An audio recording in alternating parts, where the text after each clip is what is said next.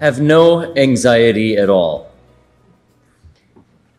Words from St. Paul in our reading to the Philippians. Have no anxiety at all. Sounds pretty simple, doesn't it? Much easier said than done. Think of all the things that give you anxiety on a regular basis. Your children, your families, your jobs. So, is it just easy, like at the snap of a fingers, to just get rid of anxiety just like that? Isn't anxiety a normal reaction to human stress? Isn't it our natural way to escape danger or our fight or flight response? So while it's true that anxiety can sometimes be good, it's also true that anxiety, a good chunk of our anxiety, is not so good. Unlike our human ancestors, we do not have to be anxious about finding our next meal, going out and hunting. We don't have to be anxious about escaping from some predator in the wilderness. No, where does our anxiety as modern day humans come from? We get anxious about what we see on social media. We're anxious about what people think of us. We're anxious about our grades, about our money, about our jobs. And for some, if not most of us, that anxiety can become debilitating. It's no wonder then that according to the CDC, over 10% of adolescents in the US have been diagnosed with an anxiety disorder, a stark increase from previous years. And of course, adults are no different because 40 million adults in the US are affected with an anxiety disorder each year. There are lots of reasons for anxiety. For some of them, you can't just snap their fingers and they're gone. So what are we to make of St. Paul's words? Have no anxiety at all. Well, the anxiety that I think St. Paul is referring to is not just clinical anxiety, the things that doctors diagnose us with. It's more of the general anxiety that you and I experience every day. The unnecessary anxiety that we pile on by focusing on so many different things, over-focusing on them, that keeps us from just taking a deep breath and being present in the moment. I pile on a lot of anxiety on myself. I get anxious every time I come up to speak in front of you. I get anxious about certain conversations I have to have. I get anxious about making sure that nobody slips and falls in our parking lot or in the church. You have lots of similar anxieties. Though today there's one particular type of anxiety I want to focus on. It's the anxiety that we can see right in the middle of our gospel reading. This is the story of the tenants in the vineyard. And this is a parable from Jesus, so not a real story, but a lesson that he teaches. The landowner leases his vineyard to tenants, and their job is to produce its fruit, to till the vineyard, make sure something grows from it. And so when he sends his servants to go collect the produce from the tenants, what's the tenants' response? They beat them up, they stone them, they kill them. And this keeps happening. And so the landowner says, I'll send my son. Surely they will respect my son. Now, of course, this is referring to Jesus, who after a long line of prophets who are mistreated by the tenants in the vineyard, Jesus is treated the same way. And so what do the tenants say? They says, come, this is the heir. Let's kill him and get his inheritance. That's what refers to today's type of anxiety. And today's anxiety is envy. What is envy? Envy is wanting someone else's life. You see that someone else has a better life than you, or at least you think they do. And instead of rejoicing that they have a great life, you weep by the fact that you don't have it. Envy is not just wanting what someone else has, though. That's called jealousy. Jealousy can be either good or bad. If I'm jealous of the fact that you're a better athlete than I am, then I can work harder so I can be just as good an athlete as you. If I'm jealous that you're smarter than I am, then I can read more, I can study more to be just as smart as you. If I'm jealous of your big house, then I will try to save up more to buy a house just as big as yours. Jealousy is not a bad thing. It can even be good. The Bible even says that God, our God, is a jealous God. But envy can never be good. Envy takes jealousy to the next level and in the wrong direction. The philosopher Aristotle described envy as an irrational, unpleasant feeling accompanied by a sense of inferiority, anxiety, or resentment. You resent someone else for being better than you. There's a sadness that engulfs you with envy.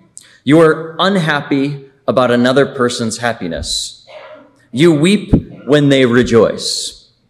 If you have something I want, then I'm not just going to be sad that I don't have what you want. Now I'm going to resent you and wish you didn't have it.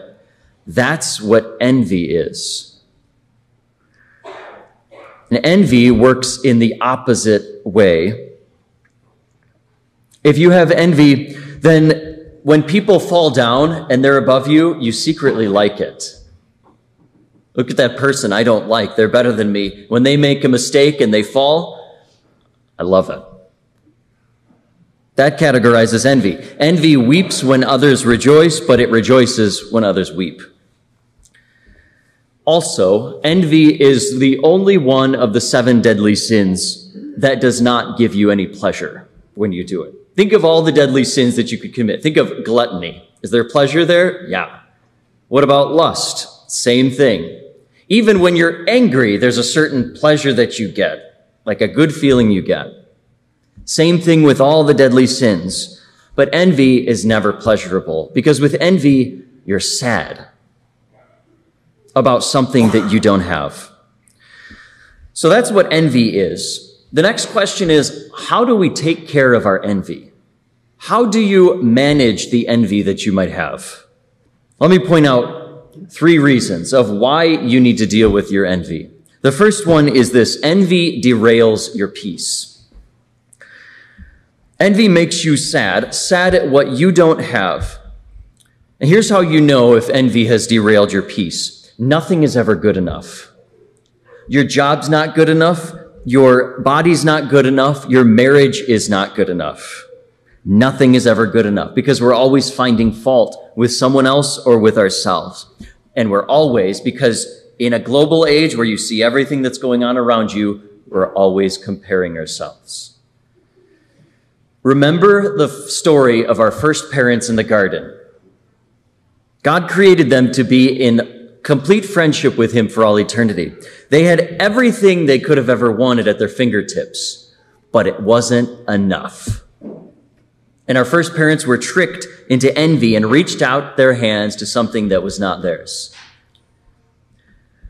When I was in high school, I ran track and field. And so the first time that I ran the 800-meter run, which is the half-mile race, I had never run that race before, but the first time I ran it, I won. And I felt pretty good about myself. I never won that race again. You know why? Because there was this freshman on my team. I had beat him in the first race, but every single race throughout the rest of the season, he beat me.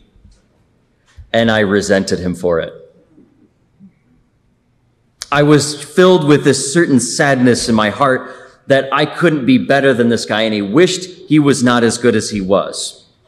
You see, envy is the opposite of praise. Because in praise, you recognize that someone else is good at something, and you rejoice in it, even if they're better than you. Thanks be to God, someone's better than me. But with envy, you don't rejoice, you weep. And so sometime after I was running track, I came to the realization, wow, I was envious of this teammate. It sapped my joy and it derailed my peace. So we need to take care of our envy because it derails our peace, it saps our joy.